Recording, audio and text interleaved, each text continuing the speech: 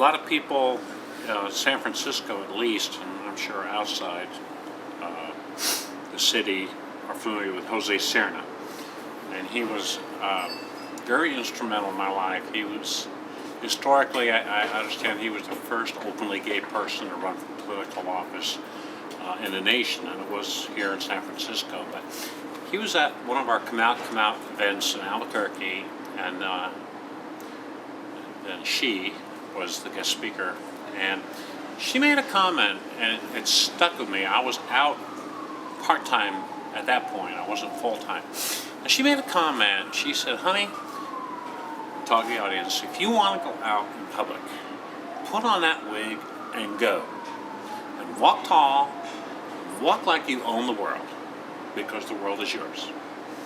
And just be confident in what you do. And that really, really stuck with me. And I tell my girls, I'm not calling my girls, but anyways, I tell them that is the biggest part. To me, it's one of the biggest parts. When you come out and you're out in public, you need to walk like you own the world. If you you put on a happy face, well, people will follow suit. If you're out there cowering and like you're doing something wrong, people will pick up on that. You're doing something wrong. So a lot of it is just having that air of confidence. The transition is a long journey. You're trying to undo years and years of society's push on you to be either a man or a woman versus what you want to be. In my case, 57 whatever years of talking like a man, dressing like a man, doing all this, I always knew I wanted to be a woman. I didn't fully comprehend what it was going to take. A lot. A lot of lessons on makeup. This doesn't count. A lot of makeup lessons. I've had voice lessons. That's probably my weakest area, is voice. And when you think about, you've been talking for 55 years, you're trying to turn something around that's so ingrained. It's one of the hardest things. It's also one of the easiest things for people to pick up. So get the voice lessons, work it. There's times I've had people say that if you can pass on the phone, you've made it. The phone is the big enemy. So if you can pass on the phone with your voice, you've got it. And I've had good days where people will say, "Oh my God, I got your voice message last night. I didn't know who you were until you said your name. You sounded like a woman." So it's up and down. You need to keep working at it. Fashion-wise, I'm traveling, so this is travel clothes, but I get a lot of compliments on how I dress, and I attribute that to Harper's Bazaar, JCPenney catalogs, anything I get my hands on, it's there for you. All you got to do is look in the catalogs. You're not going to look like them because you don't have people walking around with lighting and makeup and all that, but it's a good way to learn how to dress like a woman. When I took my voice lessons at the University of New Mexico, they also taught us about femininity, and that's another thing too. And I'm talking from the standpoint of male or female. The same thing applies, and the other way is if you're going to be out in public, you need to sit with your legs crossed. Guys sit with legs apart. You need to use your hands when you talk. You need to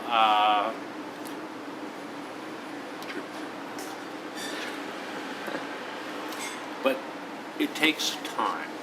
And I tell the girls, don't expect overnight. It's going to take you months and years to get better and better and better. Be patient. And I have never been a patient person until I made this transition. And I've had to learn patience. It's okay. Once you do, you say, okay, we're going to work through this. Self-improvement. Keep working on it. It's not going to happen overnight. And my girls have figured that out. One thing I can't stand on the female side is when they'll mix men's items with women's clothing. Do it. You know, if you're cold, buy a woman's coat. Don't put on that polo. It doesn't work. It's the lighter side of the whole thing. But I've seen it. And another thing you have to be careful about is, and this is the group, one of the groups I belong to, we're dead on this. Do not give advice unless asked for it. And you've been asking me, so I'm giving it. But you've got to be very careful with a girl or a guy, but with a girl in transition, it's harder. It's much harder to go male to female than female to male. It's much harder for a lot of reasons. Issues, they're struggling, they're trying so hard. And if you see something, like somebody's foundation is too dark, they haven't mastered how to match foundation, for instance, how to accessorize maybe, you have to be very, very careful, because in your effort to be honest and helpful, you can do more harm. So, number one, you just really got to get to learn somebody. Suck it up. They'll work through it. Once you're comfortable with each other, you really got to kind of put it on the respect, for instance. So, how do you feel about your foundation? Are you happy with that? And even that can be risky. Once you get that comfort level, that might fly. You got to be very careful. Another way is just to say, oh, I want to show you this new foundation I got. It's so wonderful. I went to my Mary Kay rep, and she really did. She was a jewel. And I said, look at these color matching charts. And she showed me how to do this. You're giving advice without giving advice. You're just saying what you've done. And that's a really great way to do it. It's just to say, here's what's worked for me. But you can really hurt somebody giving unrequested advice. And that, the one group we have now, that is like a hard and fast rule. Do not give advice unless asked for. And then be gentle. You have to be very, very gentle with the girls, that, especially newly in transition. I know, oh boy, I got bombarded because I tend to be a very receptive person. And I have this huge collection of wigs and shoes because people said, you look better as a brunette, you look better as a blonde, you look better as a redhead. And, oh yeah, okay. And I'm buying all these wigs. I was trying to please everybody else. You're too tall, you should wear flats. I wear flats. Why are you wearing flats? You know, the queens. Baby, why are you wearing flats? You're tall, you're gorgeous, you need to wear heels. And then finally I got to a point where, thank you. Now I'll make my decision. And I'm not wearing heels now, but I almost always do. I wear them to work every day. People chide. They say, you know, you're so tall, you shouldn't be wearing heels. I said, well, I'm not really tall. You're not. Now I've got long, gorgeous legs. You know, and that's a big thing too. I was going to mention that when I came out of work, there was some trepidation with my coworkers, and I don't know what helped me figure this out, but what I did figure out was bring them up slowly with you as you grow. Do not do the shock therapy. It's the worst thing you could do. Don't go home Friday as a man and come into work Monday as a woman, all made up and wigs and stuff. That will cause you more problems than anything else. So what I did was just little by little, I wore cords, Pendleton shirts, started letting my hair grow, a little light makeup, just little by little, and so we all grew together. And now,